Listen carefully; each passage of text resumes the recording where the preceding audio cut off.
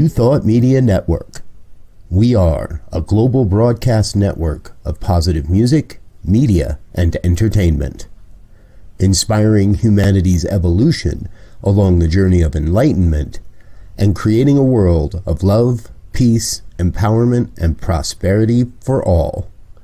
New Thought Media Network. Positively inspiring.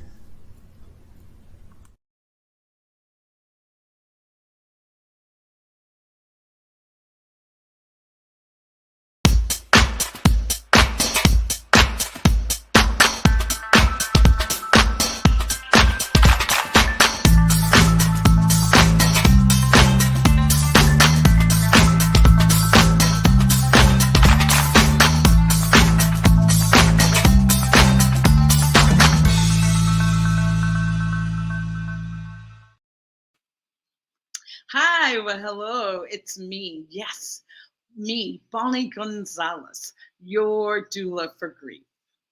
A little bit about me. I am a grief coach, a registered nurse, a religious science practitioner, and a licensed soul collage facilitator. And in this moment, I am the person that is speaking with you about grief. And just to let you know that grief is caused by loss. And loss, we suffer a myriad of losses in our lives. And of course, we always say death and think of death. And yes, death is the big wrecking force. And yes, death does get our attention like nothing else in the world.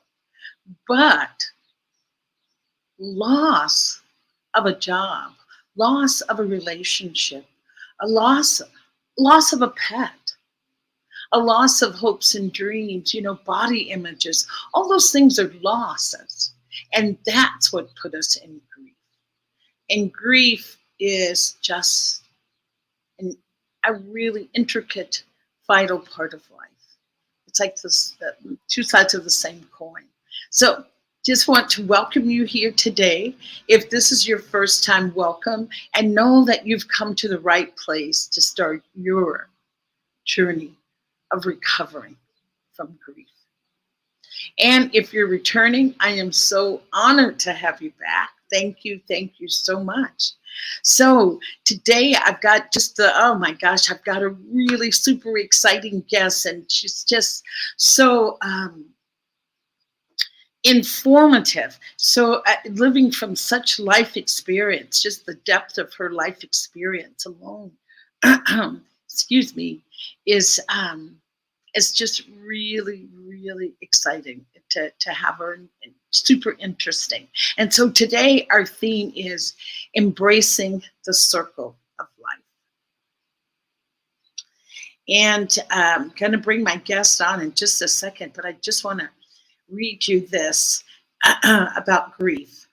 It says, grief can either be used as a tool to bring us closer to ourselves and thus each other, or it can tear us apart.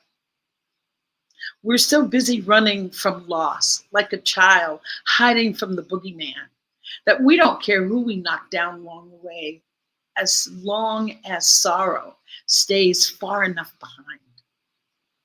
But loss doesn't need to be feared, and neither do we need to fear, excuse me, but loss doesn't need to be feared. When we choose to use mindfulness and meditation, not only to become aware of our own grief and how it impacts our lives, but also to accept the inevitability of loss and of failure, we open ourselves to new possibility. We open ourselves up to beauty, to connection, to liberation, and justice. And that is by Bashir Wade. So with that said, let's just step right into our conversation here with my guest, embracing the circle of life. But let me give you her bio. Isn't that a beautiful face? Hello. Well, let me just let everybody know all the wonderful things about you, Floria.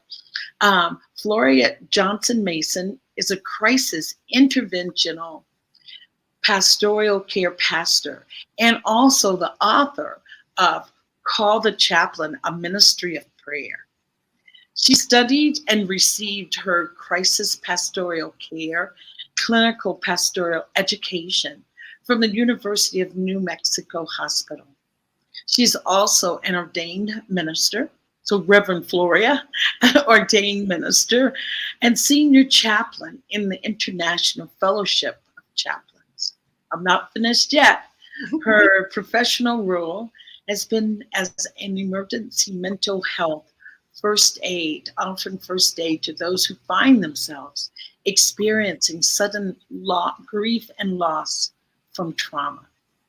And her professional achievements and accolades is a certified pastoral care chaplain at the University of New Mexico Hospital, also senior chaplain in the International Fellowship of Chaplains, community chaplain, and she also served in the Albuquerque Police Department, and that's in New Mexico, in the police department in the chaplain unit. So enough. I just welcome you to the show today, Gloria. I have so looked forward to our conversation today, and we discussing the circle of life. And maybe I'll just back up a minute to the title of your book, and I want to ask if it's out yet or if that's pending, and why the title of Call the Chaplain? Well, most people do not understand what the role of a chaplain is. We are community chaplains. We serve in different areas of chaplaincy. There are police chaplains. I think everyone knows about a military chaplain and how they serve the military. And we are community chaplains. I served with, after my training with UNM, I served with the Albuquerque Police Department and the University of New Mexico Hospital. I'm a trauma chaplain, and that I go where people find themselves experiencing grief and loss of whatever that grief and loss is. It's not always a death, loss of job, loss of yourself. Yes. Bring you into grief and loss of a pet. Damage from a fire. I served with in Baltimore with the American Red Cross as a case manager. Wow, Floria. And was able at some point when we went to a fire and there was a death, or some people just simply had smoke damage to their apartment. But because they didn't have insurance to replace furniture or they're experiencing loss. How am I going to navigate myself to, number one, find another place, and can I afford it? Right. I was going to say, it's not, I mean, yes, it's a loss, but it's a traumatic loss. There's one thing to lose things, to lose in a different way, but with trauma associated with it, it just makes it a more complex and a little bit, from my experience, longer period of grieving and moving through it, a little bit more difficult. So thank you for that, to let us know that chaplaincy is a part of everyday life, really, a part of our ongoing lives with daily activities. But we wanted to, at your request, talking about embracing the circle of life. So why don't you just delve into that with telling us why do we need to why do we need to embrace the circle of life? Just why? Because we need to, as much as possible, plan for death. Like when we were born, you know, the time clock started to tick. And for some people, the shortness of life is shorter than for other people who live into their hundreds, 80s, 90s, hundreds. My father was 94 when he died last year. And so his circle was completed. But we are not prepared. Our Western culture is not prepared, nor do they want to talk about death. Yes, that's what I just read there. Run as fast as hard as you can. Yes. And They don't want to be associated with death because they're not prepared for death in terms of, young people go out and get jobs. For the most part, when we're born, someone else is taking care of us. yes, Until we go out on our own. And even when you're on your own, you get the new job, you get the boyfriend or the girlfriend, or you get married. People don't want to talk about preparing for death. It's just too hard. It's too difficult. They can't wrap their minds around that in our Western culture. Yes. Other cultures are more prepared to for death because they grow up in multicultural families and living in the same household. Right. Yeah. You mentioned, or you talked about that. The part that really, gosh, so much there, Floria. I'm trying to decide how I want to tackle that. First of all, we're not taught how to grieve. No, we're not taught. We're not even taught how to lose. What is that expression? Oh, don't be a sore loser. Oh, it's not about whether it's not whether you won or lost. It's how you played the game. Anything other than, wow, you lost. That must really be disappointing. And how are you feeling? So, yes, I just feel that we're not taught. We're not taught because nobody wants to talk about it. Right. Again, it's a difficult subject to approach when you're at 20 years old. Exactly. Let me just say one thing. When you talked about we don't talk about death, I don't, when I was younger, I mean a young girl, like 10, 12, and we lived in the South, I can remember wreaths being on people's doors if someone died. To let the neighborhood know that we're in grief. And men would wear that black band on their arm, and the women in our church would wear white flower. I mean, I don't know how we lost that. I don't know how we lost that beautiful acknowledgement. Well, as I mentioned from the, that's just Embracing the Circle of Life is a chapter from the book called The Chaplain, a Ministry of Presence. Yes. And so I addressed other cultures because when I lived in Louisiana for 9 months, I was serving in AmeriCorps.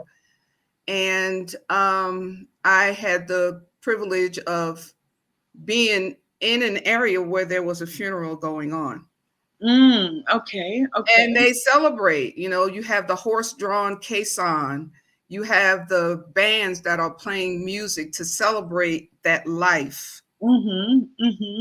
And you don't see that the celebration of the light is not a public event in the US. It's very private. Yes.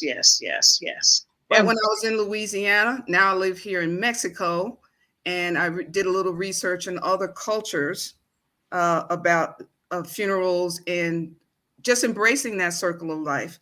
Generations from some great grandparents are still alive and living under the same roof with their children, their children's children, and they understand the circle of life like we don't understand here in the US Western culture. So because as we grow older, including myself, when I turned older 2 years ago. Yes, it certainly happens that we turn mature. I raised my kids in North Carolina, and when they were grown and working and, on their own, we spread out. They left North Carolina and went to Virginia. My oldest son went back to New Jersey. So we were all separated. All of us didn't, my mom was still in New Jersey. My grandmother was still in New Jersey, but we weren't all under the same roof. So, so that concept of multi-generational teaching, which came from the elders, wasn't available to us because everybody scattered after we all went to different places. Right, right. And I have grown grandchildren, but I also have a 2.5-year-old. Well, she's going to be 3 on the 6th. Oh, today's her birthday. Ooh. Oh, wow. Better. Happy birthday, baby. Happy birthday, Ava. Anyway, she's not growing up with me around, nor did my other children. All right. To really, So, yes. you know, as I talked about with the article that I sent you, we don't know how to grieve when there's a loss because we're not taught. And still today, because everybody's every place else, there's no teaching from our elders. And elders were respected, taken care of until they died. And that cycle kept repeating itself in other countries. I see it here in Mexico. I a couple things. Hold that thought. I want to say there was a comment from Megan. Joe, can you put that comment up, Megan, that she was looking forward to hearing from? Okay, yeah. Megan, we want to say hi to Megan. She's right here. And hi, Megan. And she's just such a loyal and devoted listener. And she's going to be a loyal and devoted guest here pretty soon. She just doesn't know it yet. So thank you, Megan, for being here.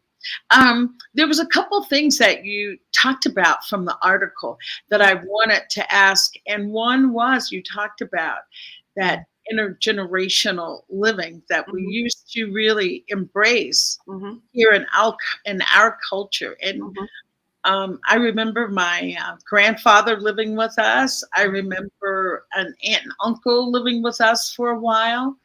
I remember our family moved from South Carolina to North Carolina. Megan's laughing, saying, ha ha. The laugh will be on her when she shows up. So, and I remember my family moving from South Carolina to Washington, D.C. And living with an aunt and uncle who really didn't have space for us. But it wasn't uncommon for people to live together.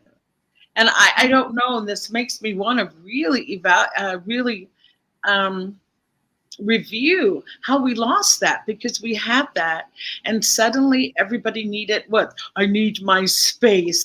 Oh, I can't live with anybody. Suddenly that became the norm. But there was something that you put in your article that really took me back for a minute. That young people are dying younger, or people are dying younger. And so would you speak to that? That really has me like in a quandary, and maybe speak to that. I'll let you speak to that, and then I can ask a question. Well, I started noticing the change. I mean, I'm in my 70s. So I've seen birth of computers, cell phones, in my 70 plus years here. And I noticed the changes with my children's generation, which is, I'm a baby boomer, so they're the Gen Xers, and started noticing the changes of the embracing the circle of life. And then after them, it was the millennials, and now we're down to Generation Z. Yeah. From my children's generation to now, they have learned how to live a life of trauma. It's called trauma living. It's called what? Say that again. Trauma living.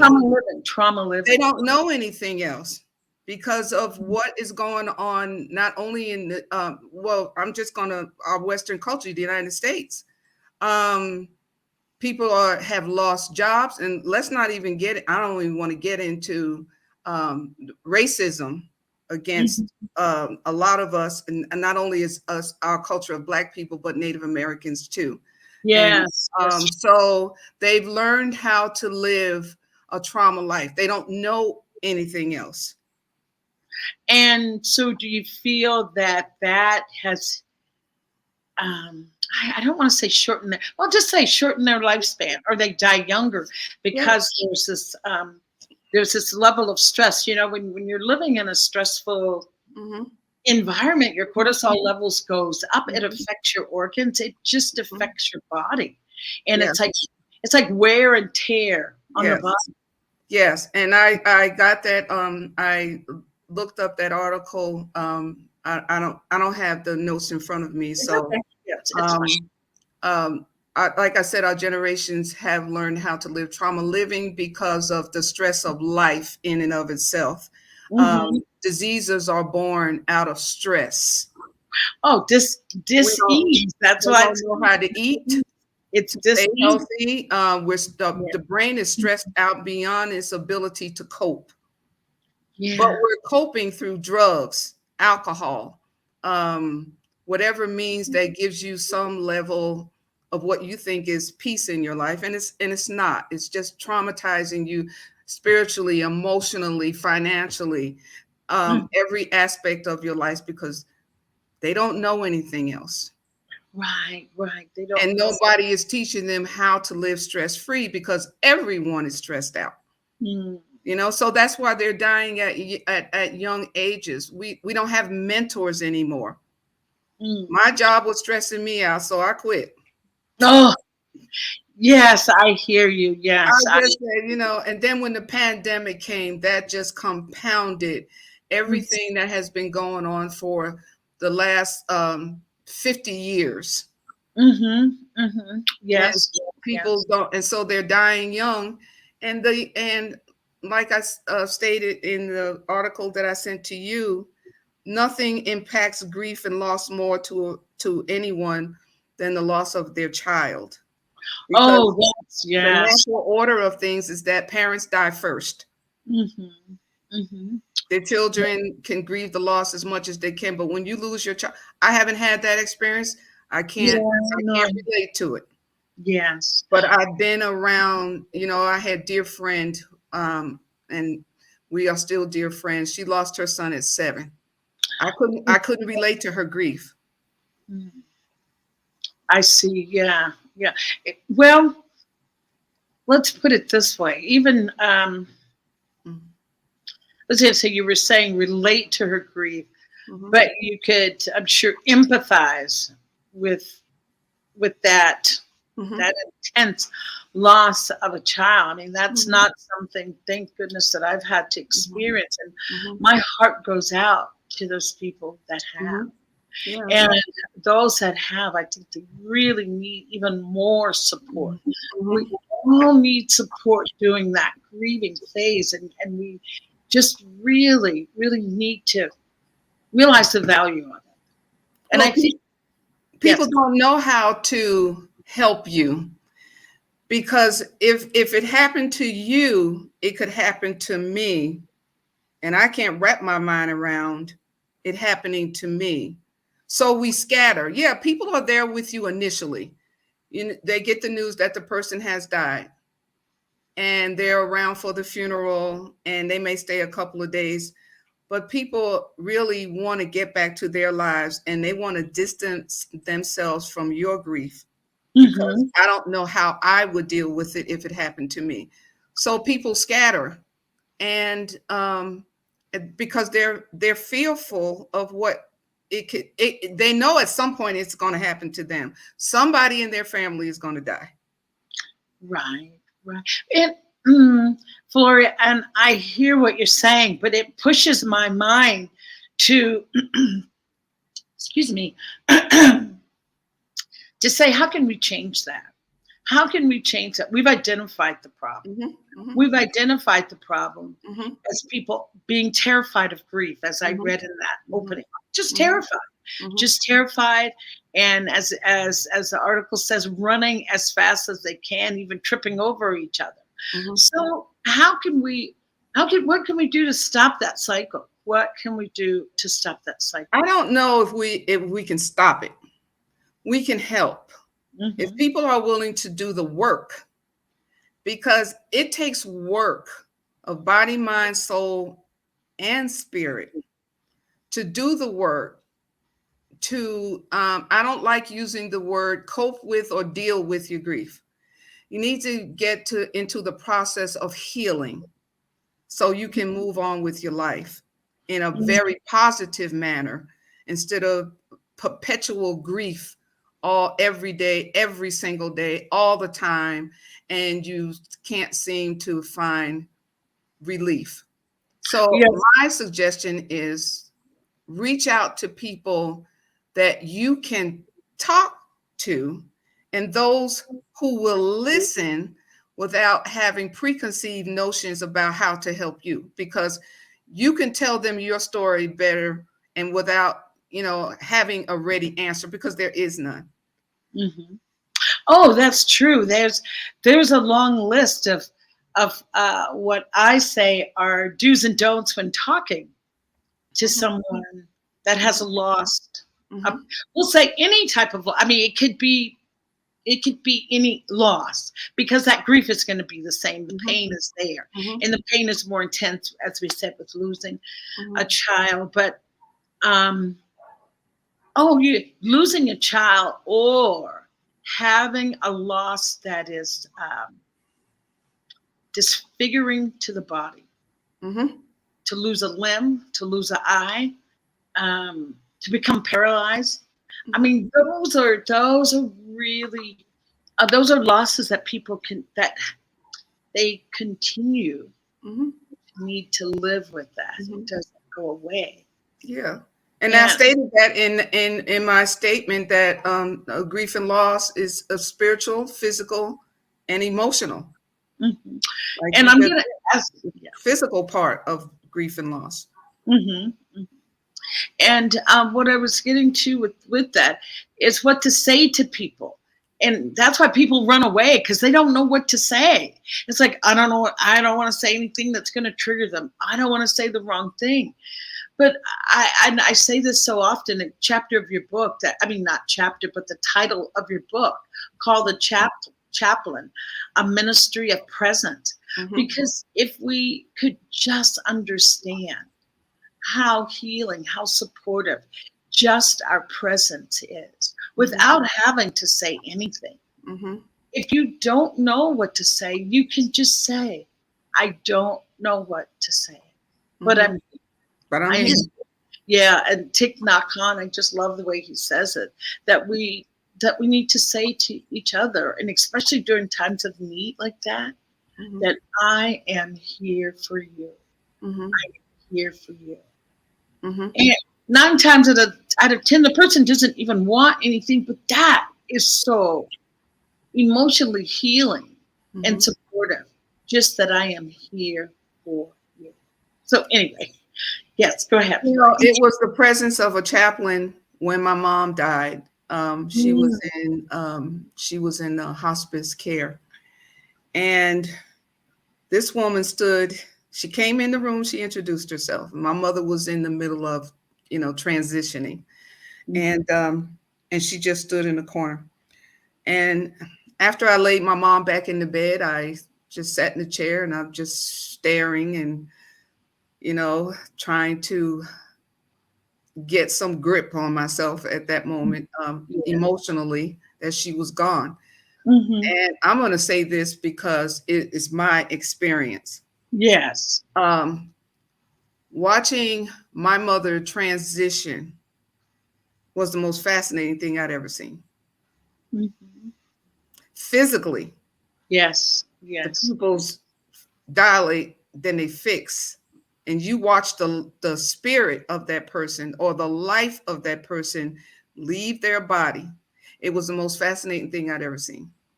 I totally understand, Floria. Totally.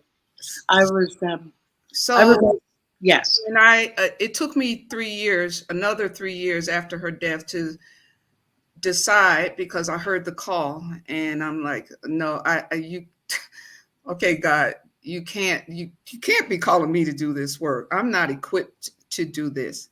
And all he said was, yes, you can. It took another 3 years before I even started looking into becoming a chaplain.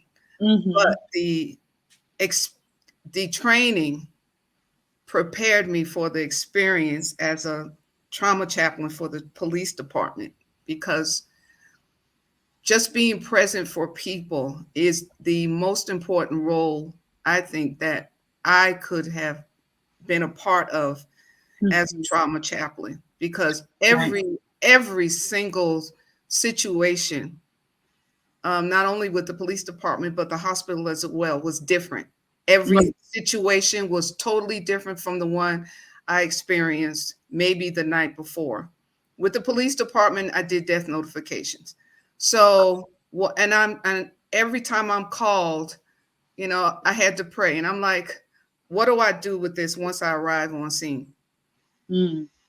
Just be present and just introduce, because they actually, with the police department, they call for a chaplain.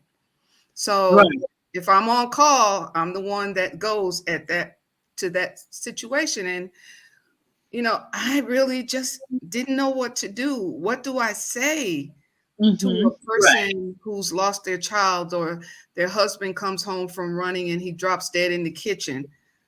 Totally unexpected. You're experiencing a trauma, or I've been to a suicide. And what do you say to people? So I introduce myself and I go stand in the corner. So what do you say, Floria? Do you have any? What do you say? Do you have anything, or is it just your presence? It's my presence, but there are things that need to be said to that family or that individual. I created a reference guide that I took with me everywhere, for funeral homes, for taxi services, for pet services. That person may have died in the home and they had pets. What do you do with them? Can I call someone for you? Because a lot of times a death occurred and their relatives are living in another state. I would always, if the police department in the other state had a chaplain, I will call that service, the chaplain service. And some police departments don't have a chaplain service. I would call the police department if they had a chaplain service and ask, can you send your chaplain to this address to notify this person that their family member has died? I cannot give details of how the death occurred. We were never allowed to do that. That's the policeman's job. So, like I said, I had a reference guide to support whatever they needed at the time. We also were able to call a taxi service, or we were allowed to transport in the chaplain vehicle. We had vehicles. Oh wow, the chaplain service. Yes, we had a chaplain police van that said chaplain, police chaplain, and so that's how we would get to our calls.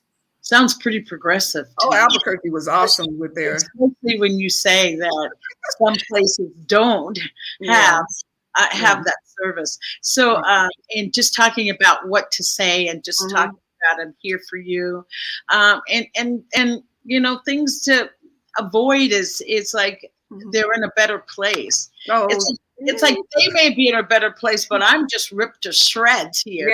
They're the best. Don't say that. That's where your training is invaluable.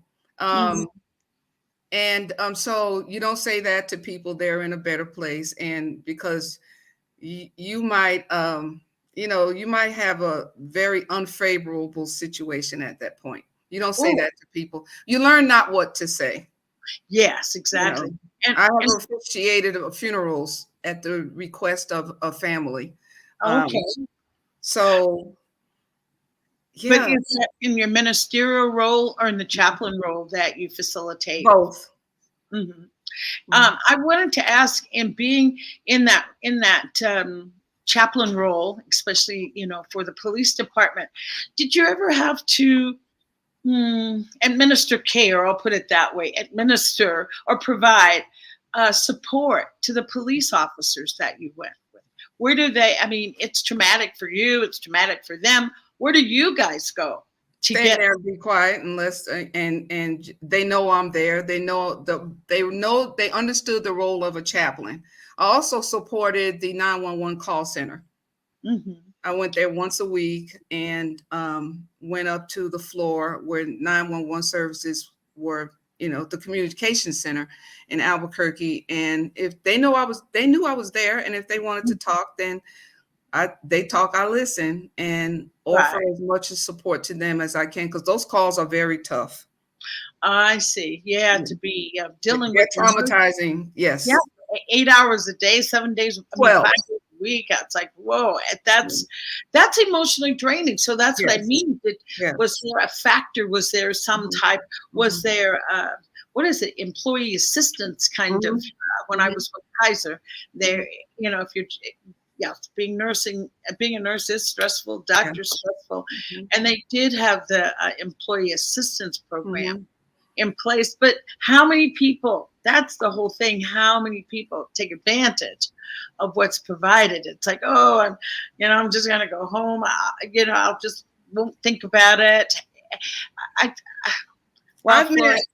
I've met with people in private. They want to talk and they don't want everybody else to know what's going on with them because they're experiencing the trauma themselves. I mean, the police department, any police department in and of itself, these officers who serve their communities, they go to some very, very tough calls.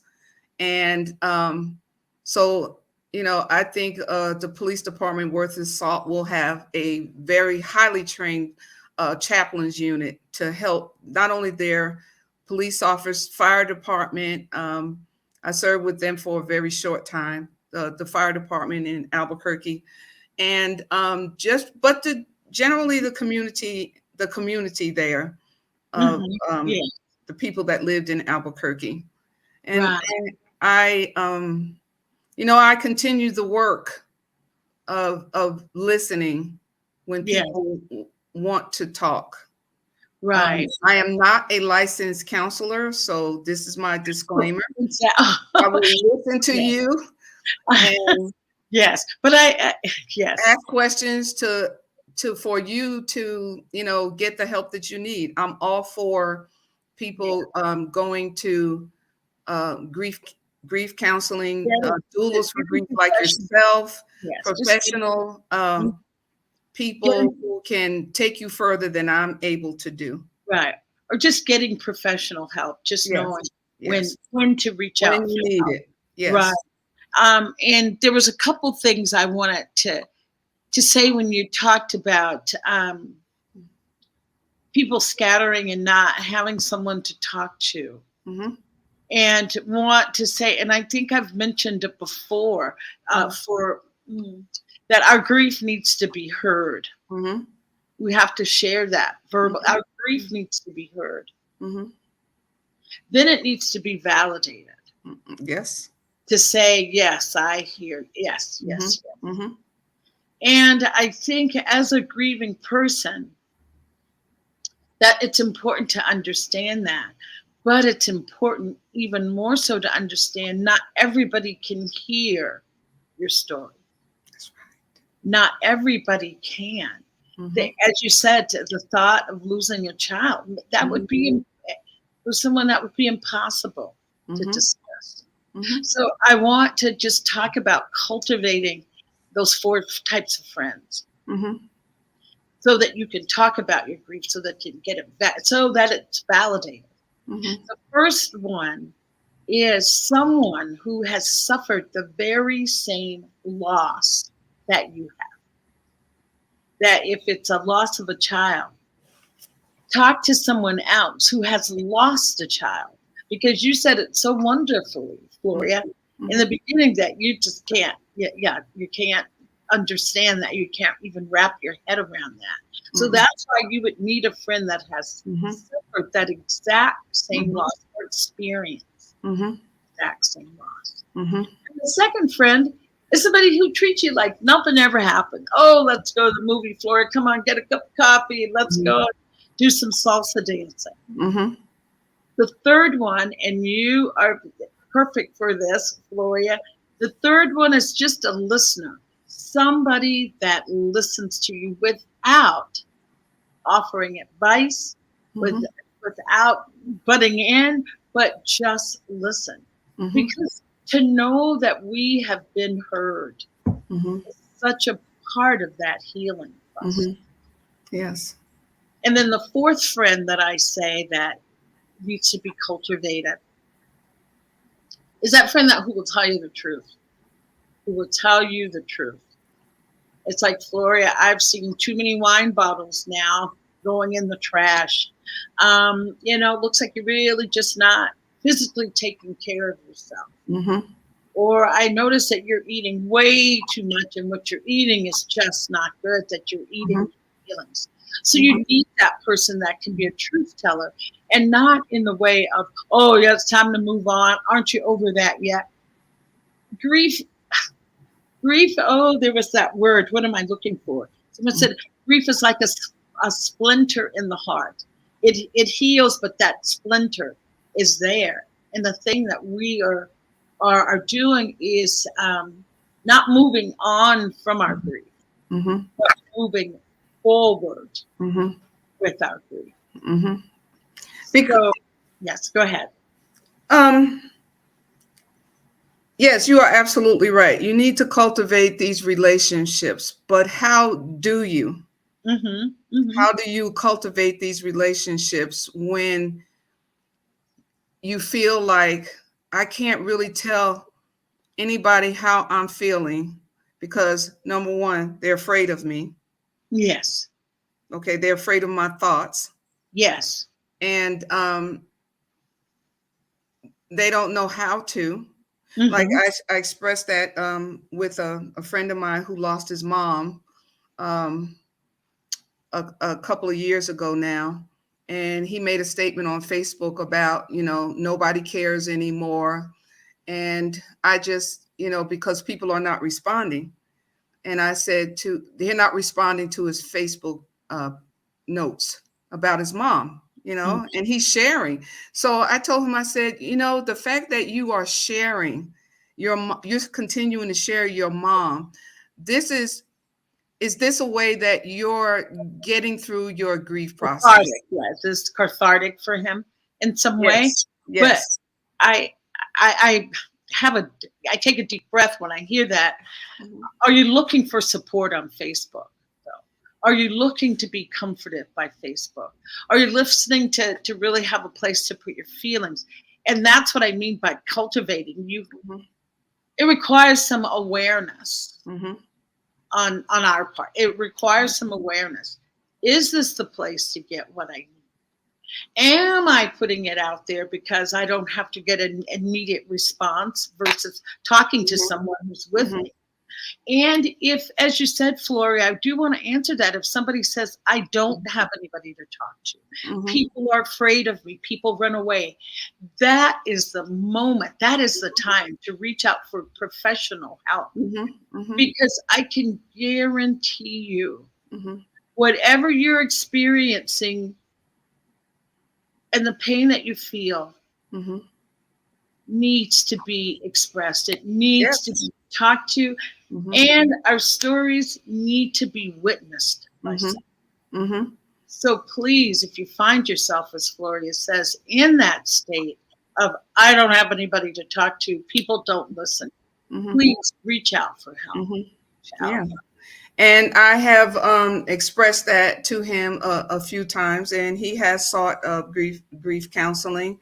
But what I said to him, and because I know him, yes, I said, well, if this is a part of your continually sharing your mom, the memories of your mother with other people, I said, just keep posting and don't worry about whether they respond or not, because they really can't relate. They may be able to relate to your grief because they've lost their moms. I lost my mother 19 years ago. And I'm not in grief mode anymore because every day that has passed since then, I was continuing to learn how to process my grief in a manner that's healthy for me. Yes. And this may be a way for him to process his grief. And we talk a lot. Oh, great. Wonderful. And so he knows that he has someone in his life, and that's with me or other people. He talks to me more than he talks to anybody else, but I just share with him about getting professional. Yes, exactly. If it's not, Yes. that will help him continue to process his grief in a healthy manner. Get out and do things. Go do something that you enjoy doing, knowing that if your mom were able to talk to you, she would be proud that you're processing your grief in a healthy manner. Yes. Yes, you're going to always miss your mother. Yes, that is very true. Yes. That's a place in your heart that no one else will ever be able to fulfill, ever. And yes. And we need to understand that. You're not trying to replace your mom with other things or people. She holds a special spot there. Yes. You know, for me. Yes. I was going to say my mom. Yeah. Yeah. What is that, Floria? I just didn't hear that last part about I can never forget my mom. I mean, oh, sure. Yes. So and that's the splinter in the heart that we live with, knowing that we won't see that person in this physical form. Oh, that brings me to a question, and let me see if how you feel about this. Do you feel that you need a spiritual practice to help you move through grief? This is just asking. Yes. For me, I did. And as I put in those notes that I sent you, grief and loss, I mean, if people have any type, I'm not going to call it religion, any type of spiritual connection with God or whoever their spiritual connection is with, sometimes they lose that. They lose faith in God or their spiritual connection. Thank you. Because how can I trust you and you let this happen to me? When you're scripturally, you said one thing, but I'm experiencing something else right now.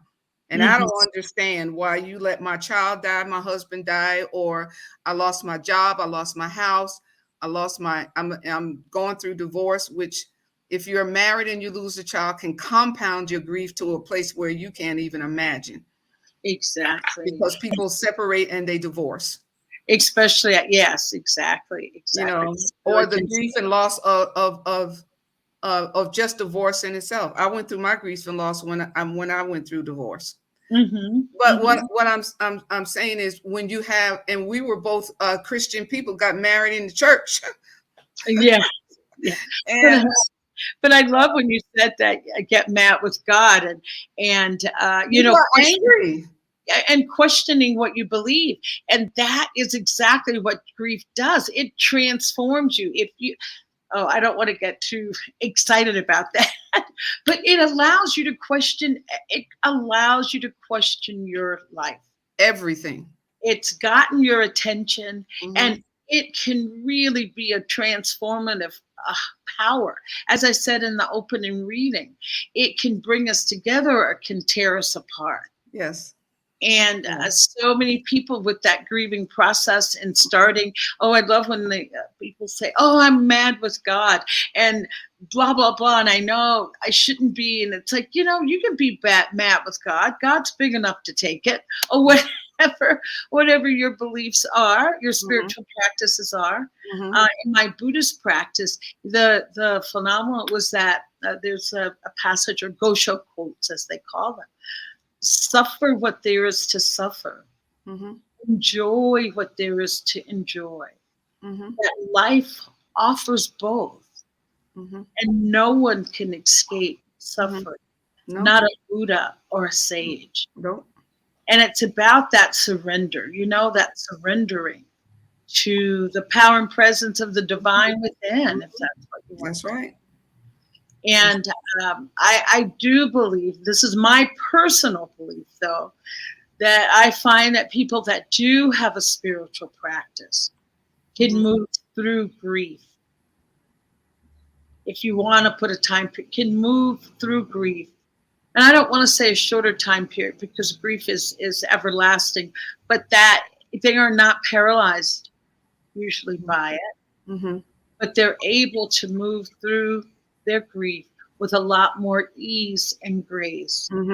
It's not less painful than anybody else, but just wanted to add that is spiritual. Yes, you're right.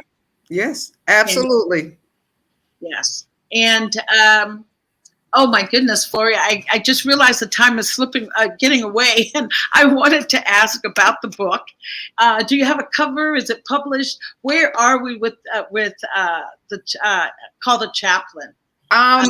Most of my chapters are completely done. Okay, so my book is illustrated, and my illustrations are based off of my verbatims and my experiences with grief and loss of people, with my experiences with people who are going through grief and loss. yeah. One example would be I was called to the emergency room for this little 5-year-old who had been, well, my illustration is when I met this kid, he was already gone. So I'm going through, I'm driving home because I lived in Rio Rancho. I'm driving home, and I had a vision when I was with this kid. I saw him playing in a daisy field. And he was running through a daisy field. And so I'm on my way home, and I'm quite shook up, and I need to go home and call my chaplain to debrief with, because that was a wonderful thing about working with the police department and the hospital. When we had a tough call, we all had someone we could call to debrief. That's what I was asking. A very tough call. Yeah, that's anyway, what I'm driving home, and I saw a billboard with this cute little boy kneeling down in a daisy field, and he was blowing.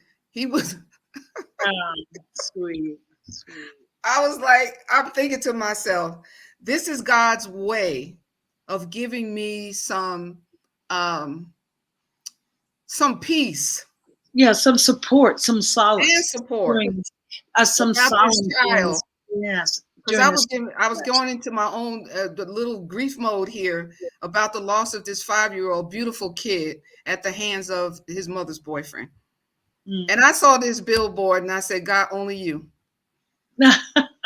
And so your own spiritual practice, my own, has been your salvation to move through this really, oh my gosh, this really stressful, trying job. But it feels, I maybe should ask you that. It feels like it's a calling, that it's not just a job that you pick up and do. You have to have that type of personality, that type of fortitude, that kind of desire to, help and intervene. Would you agree? It's a work. It's a call to do the work. And at that moment, when I saw that billboard, and I said, God, only you. And I don't hear audible voices, but in my spirit, I heard, this is why I called you. You can do the work. Exactly. I just want to, that it's a call. I can remember in my nursing studies, and I always wanted to be a nurse. There was never any other thing that I desired to be other than a nurse. And in my nursing training, we were learning, going through all the systems of the body and just different, surgical, medical problems. And then when we got to the psychological part of it, and we started reading, at that time, it was Elizabeth Kubler-Ross on death and dying. Yes, I've read all of her books. I could have dropped everything in that whole nursing course. It was like, I just so resonated to that. And that's been over 40 years ago. That I so resonated to that to those, I mean, not just those chapters, but that entire book, that entire a semester of learning about death and dying. I never wanted to do anything more intently than understanding death and dying. And me too. And just I did a few months of hospice care with people who were dying. They knew they were dying, and just being willing to listen to people who say, I have the right to die the way I want to. Yes, yes, yes. Not the way society tells me I have to do, the way I have to transition to in my life. Right. I have the right. Right. I did give them that platform. Right. I did it. No, go ahead. Continue. You're the guest. At this point, you asked me earlier, how do we change this? Yes, we need to respect the rights of people to live their lives the way they want to, and talk about death and dying as you complete this circle, because the circle starts here and it's going to circle around back to death from your beginning to your end. We need to have these conversations with our families. Right. We need to prepare. So with the people that are left behind, may or may not, I think they will grieve. Not that the grief will be less, but they're not as impacted by it because they're honoring your wishes. Right. A frame of reference. We need to respect how people want to live their lives in this circle. And how they want to end their lives. Yes. Here's what I would offer, and I would offer this to everyone, especially young people as well. There's something called Death Cafe. And it's where, and you can look and see if there's a chapter in your area. I know here in Ajijic, both Floria and I are here in Jalisco, Mexico. So in this area, there is a Death Cafe, happens once a month. And it's a place to come, and it's not a grief support group. That's not what Death Cafe is. Right. Death Cafe is dialogue on what you think grief is. How would you like to die? What is the thing that you want to do the most before you die? What is it that terrifies you about dying? If we can start having those conversations about death and making it acceptable, it starts with us, and then we can move out and we can talk more comfortably with other people about death, one by one by one. Yeah. It's like a light build, it's like a building at night, one of those skyscrapers that the lights come on one at a time, one on a floor is lit until the building is fully illuminated. That's the way I, hold this work, that it starts with just one light coming on, then two lights. Yes. And you are one of those lights, Floria, with your. Thank you. Yes, you're one of those lights. And I just want to ask you when you think the book will be available. Well, my illustrations are not complete yet. Okay, so we got a little bit. Okay. I've met with a wonderful illustrator, and I'm not going to put her name out there right now until the book is finished. And I'll, as the illustrator, she will be named in the book. Okay. So I have maybe another, I'm looking at completion and going to the publisher in no later than September this year. Well, or before. Yeah. And it's all in divine time, that we will all have in our hot little hands or in our hands, call the chaplain a ministry of prayer. Yes. A ministry of presence. Yes. And I just want to thank Floria, and I just love you, and I appreciate you, the work that you are doing. Thank you. And with that said, I know we're almost at time. I want to just promote the Vista Conference. Vista Conference is coming up February 20th through the 23rd. All you need to do is go to csl.org. And I am presenting a workshop on February 21st at 1:45 p.m. Pacific time. And that workshop is entitled The Healing and Transformative Powers of Grief. So that I'm looking forward to that and hope to see you there. Yeah, and I'm looking forward to being there too. Floria, thank you so much. Is there any last thing that you'd like to leave us with? Yeah, I would just like to share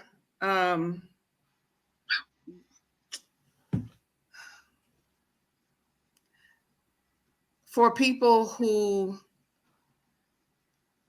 don't know how to embrace the circle of life. Do the work, because it's going to take work. If you're struggling with grief, seek out a professional counselor. Yes. If you want to talk with me, I listen. I can't counsel you, but I will listen to your story. And I will tell you to, if it's beyond my ability to help you through your grief, I will recommend you contact Bonnie or other professionals in your area, because everybody on Facebook and other groups don't live in Mexico. That's true. So, seek a professional in your area, someone that you feel like you can trust, and someone that you can talk to and not be afraid to speak how you're feeling about your grief and your loss. You know, and so that's my spin on this. And great. Well, thank you. Well, you've spun us right to the end of the hour. I am Bonnie Gonzalez, your doula for grief. And I am available for grief coaching at you could just yourdoulaforgrief.com. Thank you so much, and see you next day. Bye-bye. Ciao. Ciao, ciao. Sending big love to all. On behalf of everyone at New Thought Media Network, thank you for being a member of our virtual family. Your financial contributions help share the New Thought message with people from around the world.